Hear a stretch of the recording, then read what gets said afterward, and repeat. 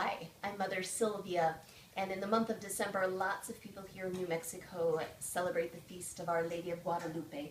And this story tells us where that celebration comes from. It's called Talking Eagle and the Lady of Roses, the story of Juan Diego and Our Lady of Guadalupe, by Amy Cordova and Eugene Golovly.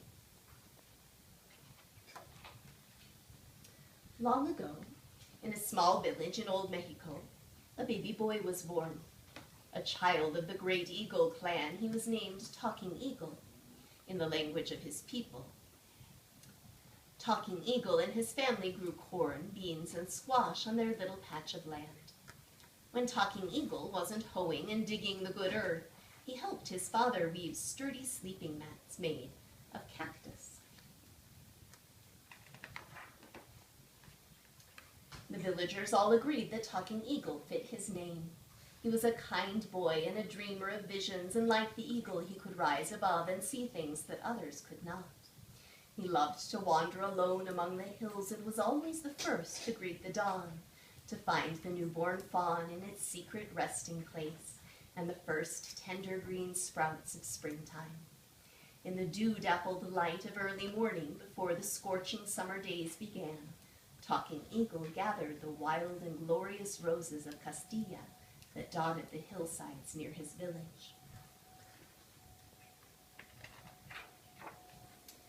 Whenever a neighbor became ill or sad, Talking Eagle was there to give comfort. From the little pouch he wore around his neck, he took healing herbs, remedios, and made a tea that would soon bring the sick person back to health and happiness. Talking Eagle grew to be a fine young man. He fell in love with a kind-hearted girl from his village, and he asked her to be his bride.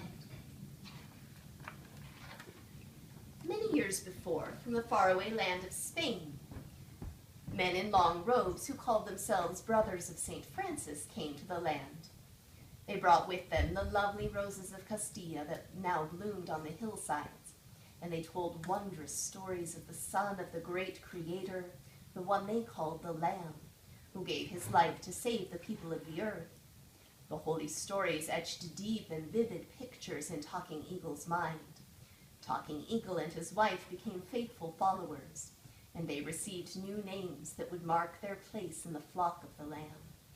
Talking Eagle became Juan Diego, and his wife became Maria Lucia, Mary of the Light, in honor of the Blessed Mother of the Savior. The years drifted by, and like the sweeping changes of the seasons, they brought changes to the world of Juan Diego and his good wife. Maria Lucia went to heaven with the angels, and Juan left his ranchito to take care of his old uncle, Tio Juan Bernardino. Every morning Juan Diego awoke with the sun, put on his tilma, his cloak made of cactus fiber, and headed out to walk many miles over the rocky hills to hear the sacred stories of the long robes and to pray. On this December morning, snow laced the high peaks. The icy wind had a snapping bite. Juan felt the cold air clutch at his bones. He folded his arms tightly inside his tilma to keep warm. Overhead, a lone eagle spiraled in the blue sky. As Juan rounded the little hill of Tepeyac, he stopped short in his tracks. He rubbed his eyes in wonder. What a funny old man I am! The years are playing tricks on my eyes. Above the hill, to the east, lingered a glowing cloud arched by a shimmering rainbow. The delicate scent of roses filled the air, and sweet songs of summer birds surrounded Juan and filled his head. So delicious was the scent, so enchanting and bright was the singing, that Juan became dizzy with joy. But then, something else made Juan's eyes open wide. He heard someone call his name. From the cloud before him appeared a radiant young woman, dressed in a flowing gown the color of the wild Castilla roses.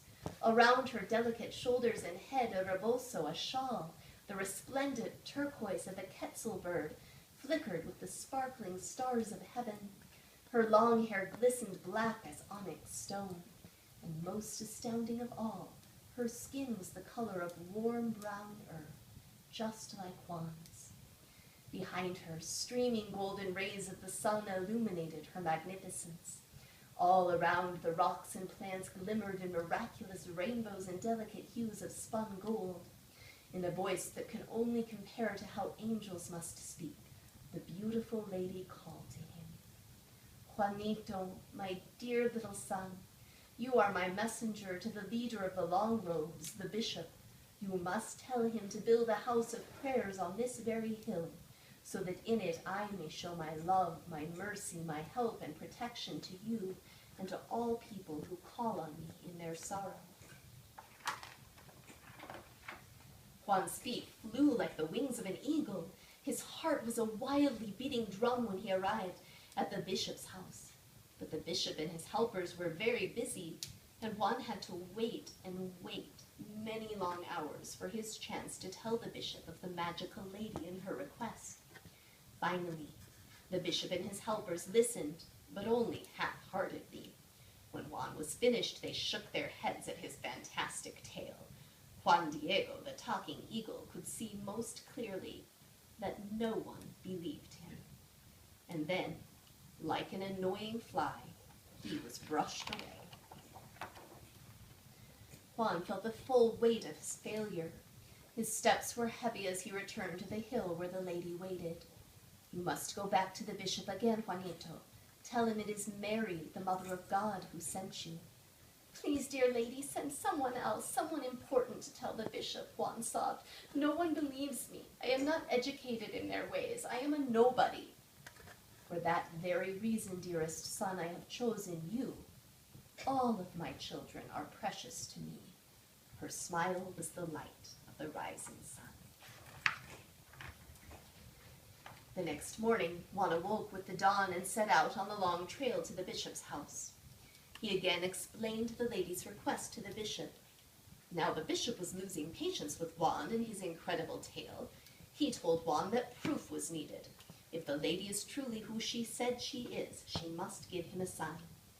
On his way home, Juan circled the little hill, and there the lady was waiting for him. Juan told her the bishop's demand for a sign that would prove to him that Juan was telling the truth. Again, Juan begged her to find a better messenger, one whom the bishop would believe.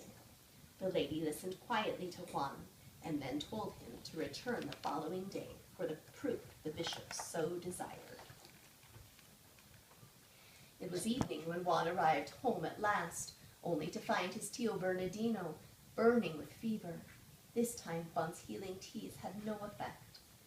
In the morning, knowing that the old one was near death, Juan did not intend to visit the lady as he had promised.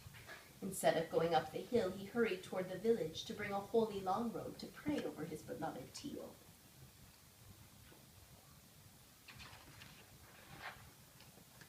But just as Juan turned away from the hill, there again appeared the beautiful lady. "My little son, where are you going?" she called to him. "What road is this you are taking?" Once again she listened with compassion to Juan's apologies. "Listen, my son, to what I tell you now. Do not fear your uncle's illness. Are you not under my protection? He will not die, as he is well even now." And this was true, as Juan learned when he returned home later. And so, Juanito, now is the time for the bishop's proof. Come, let us gather my roses. Roses? In December? Anyone could see that roses would not be blooming on the mountains in December.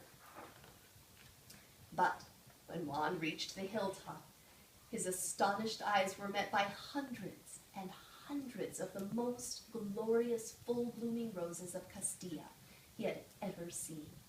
The lady gently placed a rose in Juan's tilma. "You must promise to show these roses to no one but the bishop. This is the sign that will bring him the courage to build my house of prayers."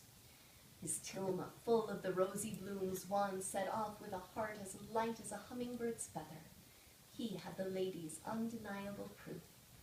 As he hurried along the path, he stole a peek, now and then, at his precious treasure, to be sure that he hadn't dreamed it. When Juan arrived at the bishop's house, he was met by the unfriendly stares of the bishop's helpers. The scent of roses filled the air. Aha! The helpers saw that Juan carried something in his tilma. Did he have roses? They tried to force open his tilma, but Juan gripped it tightly to his chest. 3 times they tore at the tilma, but Juan held fast. On the 3rd attempt, they thought they saw something melting into colors on the fibers of the tilma. Just then, amid all the noise and confusion, the bishop arrived. When Juan saw the bishop, he opened wide his tilma.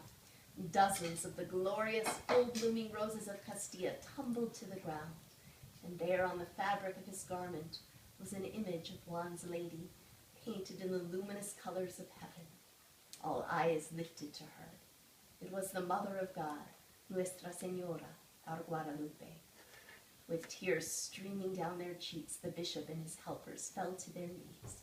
From that day on, they became courageous and were faithful to her. Most of all, the bishop, who in his secret prayers had asked for the sign of roses.